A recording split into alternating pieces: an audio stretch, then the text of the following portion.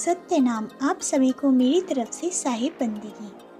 पिछले पार्ट में हमने जाना कि ब्रह्मा जी को रजोगुण, विष्णु जी को सतोगुण और शिव जी को तमोगुण दे दिए गए।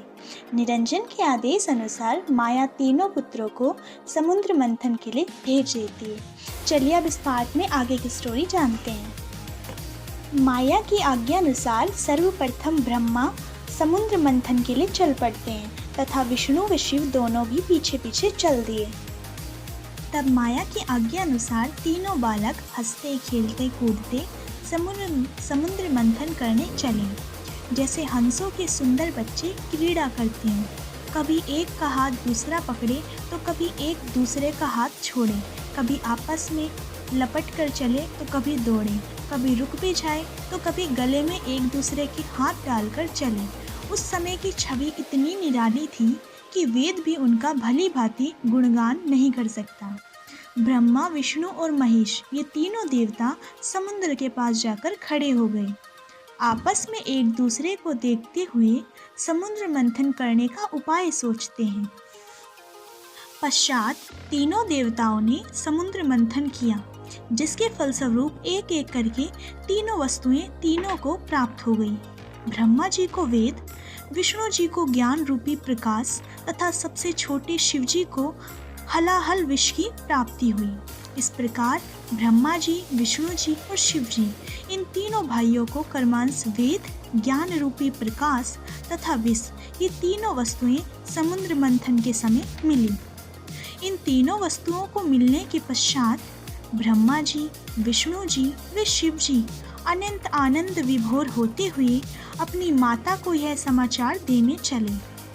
वे तीनों अब अपनी माता के पास आए, तब अपनी अपनी वस्तुएं प्राप्ति का ब्यौरा दिया।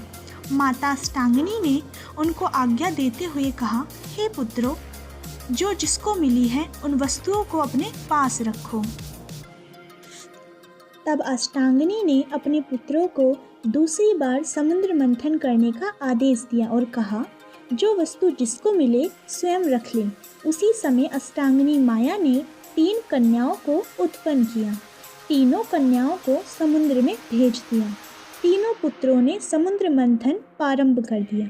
जब दूसरी बार समुद्र मंथन करने के लिए माया ने अपने तीनों पुत्रों को भेजा था और माया ने उन कन्याओं को समुद्र में निवास करने के लिए भेजा, उस रहस्य को ब्रह्मा, विष्णु तथा महेश नहीं जानते थे। तीनों पुत्रों ने समुद्र मंथन प्रारंभ कर दिया। दूसरी बार के समुद्र मंथन के फलस्वरूप ब्रह्मा, विष्णु और शिव को कन्याओं की प्राप्ति हुई, जिससे उन्हें अत्यंत प्रसन्नता हुई।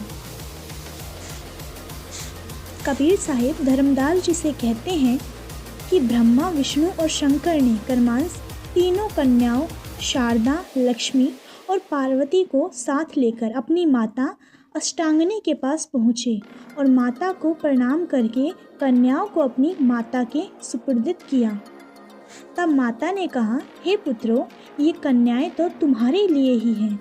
पश्चात माता ने कन्याओं को तीनों पुत्रों को एक एक करके दे दिया। माता ने कहा, हे ब्रह्मा, तुम शारदा को ले लो। लक्ष्मी को विष्णु के निमित्त कर दिया, पार्वती को शंकर के सुपुर्दित कर दिया। इस प्रकार का आदेश माता ने तीनों को दिया। ब्रह्मा, विष्णु और शिव इन तीनों पुत्रों ने माता को प्रणाम किया और जैसा आज्ञा माता ने आदेश दिया वैसा स्वीकार किया। कबीर साहिब अपने हृदय स्नेही धर्मदास जी से कहते हैं कि जब तीनों भाइयों ने अलग अलग कामिनियों को प्राप्त किया तब बड़े प्रसन्न हुए, जैसे रात्रि में चकोर चंद्रमा को पाकर आनंदित हो जाता है। ब्रह्मा, विष्णु और महेश ये तीनों भाई काम के वशीभूत हुए और इनसे ही देव और दानवों की उत्पत्ति हुई। कबीर साहिब धर्मदास जी से कहते हैं कि इस बात को परखो कि जो माता थी वह स्त्री हो गई। फिर अष्टांगिनी ने अपने पुत्रों को पुनः समझाया और कहा, अब तुम फिर समुद्र का मंथन करो।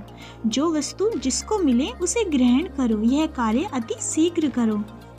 ब्रह्मा, विष्णु और महेश अपनी माँ को प्रणाम करके कहने लगे, हे माता, आप जो कुछ भी कहेंगी वैसा ही हम करेंगे। वे पुनः समुद्र मंथन करना प्रारंभ कर दिए। समुद्र मंथन से 14 रत्नों की प्राप्ति हुई। इन 14 रत्नों को लेकर ब्रह्मा, विष्णु और महेश अपनी माता के पास उपस्थित हुए। ब्रह्मा, विष्णु और महेश ये तीनों भाई 14 रत्नों की प्राप्ति होने से बड़े प्रसन्न हुए। फिर अष्टांगिनी ने अपने पुत्रों ब्रह्मा, विष्णु और महेश को कहा, हे पुत्रों, अब तुम तीनों सृष्टि की रचना करो। अंडज खानी अर्थात अंडों द्वारा उत्पन्न होने वाले जीवों को अष्टांगिनी ने उत्पन्न किया तथा पिंडज अर्थात शरीरधारी जीवों को ब्रह्मा जी ने उत्पन्न किया। उष्मजखानी अर्थात ग्रीष्म जल से उत्पन्न जीवों को विष्णु जी ने पैदा किया तथा स्थावर अर्थात स्थिर रहने वाले जीवों पेड़ पौधों को शंकर जी ने उत्पन्न कर सृष्टि का विकास किया। 84 लाख योनियों का ताना बाना इस प्रकार बनाया गया कि आधे जीव जल में रहेंगे और आधे स्थल में रहेंगे। स्थावर प्राणियों में एक ही तत्व जागृत है, जबकि 4 तत्व गौण हैं अथवा शांत हैं। उष्मजखानी के प्राणियों में 2 तत्व जागृत तथा 3 तत्व शांत हैं। अंडज खानी के प्राणियों में 3 तत्व जागृत तथा 2 तत्व शांत हैं तथा पिंडज खानी के जीवों में 4 तत्व जागृत तथा 1 तत्व शांत है। अब 4 तत्वों की जागृति से पिंडज खानी के जानवरों की उत्पत्ति की गई। स्थावर खानी के जंतुओं में पृथ्वी तत्व जागृत है। उष्मजखानी के प्राणियों में पृथ्वी तथा जल तत्व जागृत हैं। अंडज खानी के प्राणियों में पृथ्वी, जल तथा तेज तत्व जागृत हैं तथा पिंडज खानी के जानवरों में पृथ्वी, जल, तेज तथा वायु जागृत हैं। 5 तत्वों की जागृति से मनुष्य योनि उत्पन्न की गई तथा सतोगुण, तमोगुण एवं रजोगुण भी मनुष्य में प्रविष्ट किए गए अर्थात संजोए गए। अंततः आकाश, वायु, तेज, जल व पृथ्वी 5 तत्व मनुष्य में जागृत हैं। कबीर साहिब कहते हैं कि जब ब्रह्मा जी वेद पढ़ने लगे तब उन्हें निरंजन के प्रति अनुराग अर्थात प्रेम हुआ। वेद भी यही कहता है कि एक ही पुरुष है, वह निराकार है और उसका कोई रूप आकार नहीं है। अंतत आकाश में पुरुष ज्योति स्वरूप है। वह पुरुष तो सबको देख सकता है किंतु स्वयं किसी को नजर नहीं आता। निरंजन पुरुष का सिर स्वर्ग तथा पैर पाताल है। ऐसा वेद में पढ़ने से ब्रह्मा बहुत प्रसन्न हुए।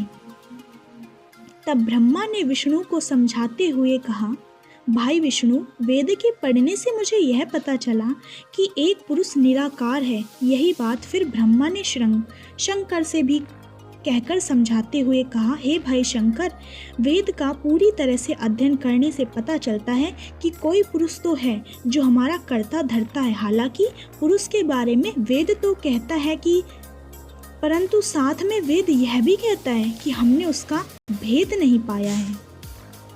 आगे की स्टोरी जानने के लिए पार्ट 9 का वेट करें। Like and subscribe my channel. Thanks for